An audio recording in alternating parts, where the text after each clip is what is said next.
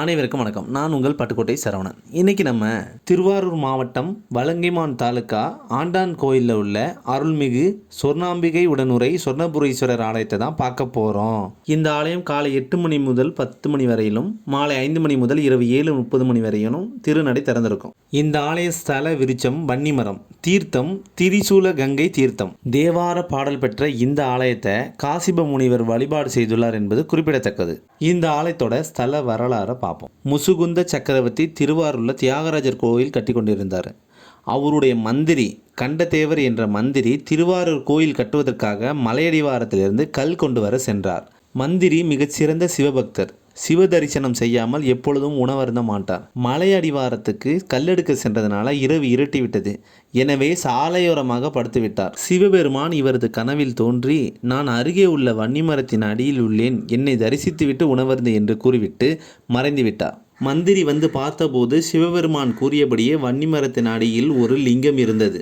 உடனே அவர் திருவாரூர் கொண்டு செல்லும் ஒவ்வொரு வண்டியிலிருந்து ஒரு கல்லும், ஒரு முறை முசுகுந்த சக்கரவர்த்தியிடம் நடந்த விஷயத்தை எல்லாம் கூறி இந்த கோயிலை வந்து பார்க்கும்படி வேண்டினார் மந்திரி.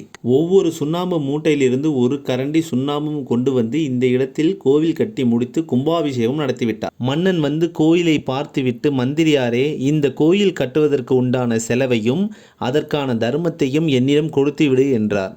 அதற்கு மந்திரி, மன்னா, என் உயிரை கொடுப்பேனே தவிர இந்த தர்மத்தை கொடுக்க மாட்டேன் என்றார். இதனால் கோபமடைந்த ராஜா, என் சொத்தில் தானே இந்த கோவிலை கட்டினாய், எனவே திருடிய குற்றத்திற்காக இந்த கோவில் சன்னதி முன்பு இவனது தலையை வெட்டுங்கள் என உத்தரவிட்டார் மன்னர்.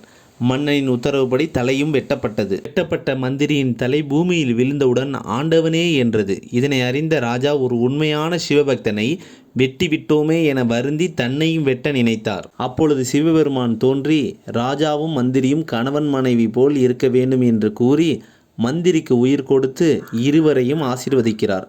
அன்று முதல் இத்தலம் ஆண்டவன் கோயில் என அழைக்கப்பட்டது.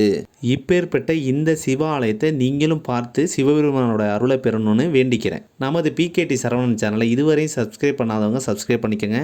லைக் பண்ணுங்கள், ஷேர் பண்ணுங்கள். நன்றி, வணக்கம்.